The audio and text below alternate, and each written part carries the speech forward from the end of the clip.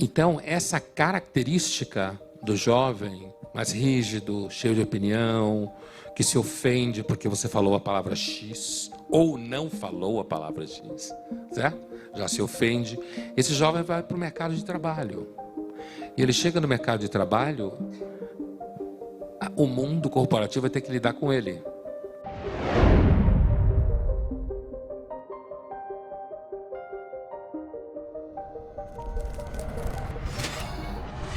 Hoje, os jovens se ofendem muito mais fácil. Eu vejo isso em sala de aula e tem literatura sobre isso. Não é opinião aqui. Eu vejo em sala de aula, existe literatura especializada sobre isso. Psicólogos, antropólogos, sociólogos, né? Que eu posso indicar, assim, citar nomes, né? E os jovens hoje se ofendem muito mais fácil, que nasce da intolerância típica de quem tem muitas ideias sobre as coisas antes de entender muito delas. Outro dia eu assisti numa das duas universidades onde eu dou aula, numa discussão entre meninas e meninas basicamente, apesar que começou com a história de um menino falando da namorada dele e tal, ex-namorada. Uma discussão bastante agressiva, né? E uma das meninas virou e falou assim para mim, eu fiquei assistindo só a discussão, e aí uma dessas meninas vira para mim, e eu normalmente quando eles começam a bater boca sobre essas coisas, eu fico assistindo, deixando eles discutirem entre eles, e não me meto muito no assunto, porque inclusive colegas gravam colegas falando, gravam professores, né? Todo mundo sabe que isso acontece. E aí uma menina virou para mim e falou assim, ela não estava brigando comigo não, ela estava apresentando. Ela falou para mim, Pondé, eu tenho certeza que quando eu tiver aqui 30 anos, eu tenho 21 anos agora, quando eu tiver 51 anos, eu não vou ter mudado nenhum dos meus ideais. E eu falei para ela, olha, eu acho que você tem que tomar cuidado com essa certeza toda, porque tem alguém que você vai encontrar no futuro, que não tem como se defender de você, que é você aos 50 anos, tá? Você aos 50 anos vai ter que arcar com todas as besteiras que você faz hoje, tá? Fumar cigarros é um dos exemplos mais clichês do que eu estou querendo dizer, mas eu não estava falando disso. Mas veja, essa ideia de que você aos 51 anos vai ter os mesmos ideais que você tinha aos 21, é de uma intolerância, de uma rigidez. É daí que nasce a vocação de se ofender com tudo, né? Porque há na realidade hoje uma epidemia de intolerância entre os jovens. Não é só entre os jovens, não. Eu estou falando dos jovens, que eu convivo já há muitos anos. Eu vejo claramente na minha frente alunos que eu encontro no mercado de trabalho hoje. A diretora do Linhas Cruzadas foi minha aluna, certo? Foi minha aluna da FAP, em rádio e televisão. Então eu encontro muito eles no mercado de trabalho. Então eu encontro eles no mercado de trabalho e lembro como era. E há 10 anos atrás, sei lá, 15 anos atrás, eles eram um pouco mais soltos. Hoje, inclusive por causa das redes sociais, eles são muito obrigados a terem muita certeza, a se colocar muito, sabe? Muita opinião. Muita opinião o tempo todo. Então, assim, a minha impressão é que o mercado de trabalho tem um livro especificamente, que eu já indiquei muitas vezes, chama-se Coddling of the American Mind, Ninando a Mente Americana, de dois psicólogos, né? O Lukianoff e o Haidt. Acho que não tem tradução esse livro em português. Esse livro é um livro escrito sobre alunos da Universidade Americana em 2018, não é novo, mas continua valendo, para o mercado de trabalho americano. Ele, inclusive, ganhou o prêmio Bloomberg em 2018, né? De livros voltados para o mundo corporativo dos Estados Unidos. Ninando a Mente Americana. Então, essa característica do jovem mais rígido, cheio de opinião, que se ofende porque você falou a palavra X ou não falou a palavra X, certo? Já se ofende. Esse jovem vai para o mercado de trabalho. E ele chega no mercado de trabalho, o mundo corporativo vai ter que lidar com ele.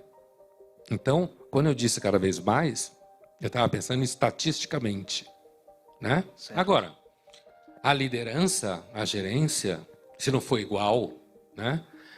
Espera passar um pouco tempo, né? Eu quero dizer assim, nada como um dia depois do outro. Eu acho que uma das coisas que acontece na vida é ela espanca você para você ficar mais tolerante com uma série de coisas, né? Você erra muito, você depende muito de outras pessoas para conseguir fazer as coisas que você quer, né? E então, o mundo corporativo hoje, eu acho que tem que criar métodos para conseguir lidar com essa capacidade de se ofender com tudo. E uma área que pode ajudar isso é marketing.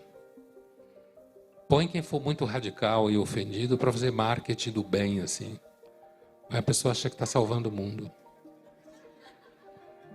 Esperança é uma coisa que você deve ter em pequenas quantidades. É que nem perfume caro, né? Porque quando tem muita, é normalmente uma qualidade ruim da esperança, né? Quando vem vidros muito grandes, normalmente é barata. Então, eu acho que essa é uma esperança concreta. Esperança de que uma pessoa que se esforça, que está num ambiente onde tem liderança generosa o bastante. Porque aí que está. O meu ponto não é que você vai ser reconhecido só pelo mérito. A pessoa que está acima de você tem que ser generosa. Não há dúvida que normalmente as pessoas que eu vi na minha vida, no ambiente de trabalho, e eu sou o animal da academia e depois da mídia. Normalmente quem fala muito no plural, você se prepare. Plural majestático. Porque nós fizemos isso. Você tem que fazer isso quando você está falando com a equipe. Mas, sabe, essa história, normalmente o nós, olha, você não é uma pessoa que sabe trabalhar pelo time. Você não é uma pessoa que coloca o time acima de você. Esses discursos que são verdade enquanto teoria, normalmente quando eles aparecem em certos ambientes, é para garantir que ninguém se destaque dentro do time, certo? Que ninguém apresente essa alta performance a qual você se refere. O que eu quero dizer é que a alta performance pode ser disruptiva em certos ambientes. Ela pode criar estresse. Mas, sem dúvida nenhuma, a busca de desenvolver performance, e aí, com isso, não significa que eu ache que existam coaches de alta performance que funcionem muito bem, certo? Mas eu acho que a alta performance às vezes depende em grande medida de fatores exteriores, a família que você nasceu, a comida que você comeu, o ambiente em que você cresceu, a escola que você foi, as pessoas que você encontrou, esse ambiente todo associado a um certo conjunto de características que compõem o mérito ou a capacidade de alta performance, sem dúvida nenhuma, a humanidade sempre dependeu de pessoas com alta performance. O tempo todo. Medo e covardia, de certa forma, nos ajudam a sobreviver? Ele trouxe uma questão essencial e a tua pergunta, Andresa, nos leva direto ao Aristóteles, certo?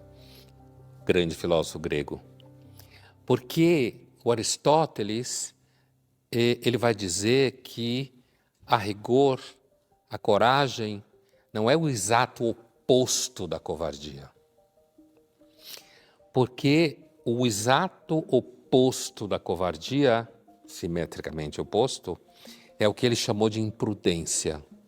O Aristóteles chama de temeridade, que está ali, né? Por quê?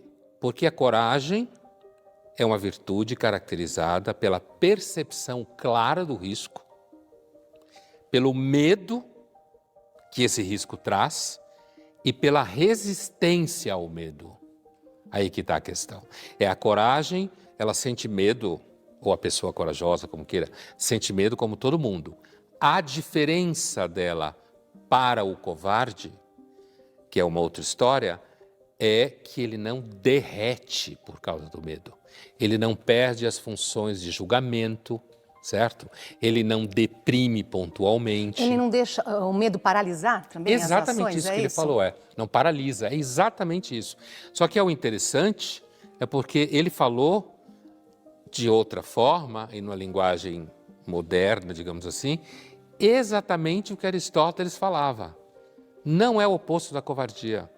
Você ser temerário não significa que você é corajoso. Significa que você simplesmente não pensa nas consequências, não avalia os riscos e simplesmente vai fazer qualquer bobagem. Não, o corajoso não é isso. E se você usa o medo, então, de forma inteligente, racional, vamos colocar assim? Para ajudar a sobreviver. Nesse sentido, então, a covardia, o medo, é um sentimento mais adaptado aos seres humanos? Provavelmente, sim. Quer dizer, apesar da gente valorizar a coragem e reconhecê-la quando vê diante dos olhos uma pessoa exercendo a virtude da coragem, é muito provável que a covardia seja muito mais adaptada, por duas razões básicas, adaptada no sentido darwinista, é claro, por duas razões básicas. Primeiro, porque você escapa de situações que põem você no foco. Você escapa de atrair inimigos para cima de você. E depois, porque a gente vê, ao longo da história, que a covardia está em toda parte. Basta você ver um regime totalitário, para usar um exemplo que é um clichê, basta você ver o regime totalitário que você vai perceber que a maioria esmagadora das pessoas, ao contrário do que se fala depois... E faz lembrar nessa conversa a frase de Guimarães Rosa, em Grande Sertão Veredas, o que a vida quer da gente é coragem. De onde que nasce a coragem? Sem dúvida. Essa é uma outra discussão, voltando a Aristóteles, que é o primeiro filósofo que sistematiza essa discussão, né, sobre virtudes, sobre ética. É possível que algumas pessoas tenham, por natureza, uma natureza no sentido daquilo que é inato, né? Temperamentos que são mais corajosos, né? Tanto é que em filosofia é muito comum você escutar uma frase do tipo temperamento é destino, certo?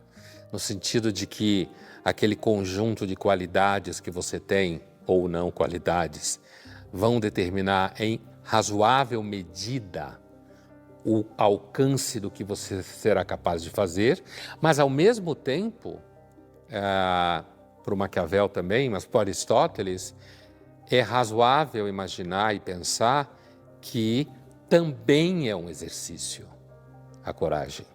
Não é alguma coisa que eu nasci corajoso e vou ser corajoso para sempre. Tanto não é, porque o Aristóteles dizia que as virtudes, em geral, a coragem é uma das primeiras, assim, se não a primeira de todas, ainda mais na sociedade guerreira, né, que ele vivia. Uma virtude, a coragem, é como você aprender a tocar um instrumento. Quanto mais você exerce e pratica, melhor você fica.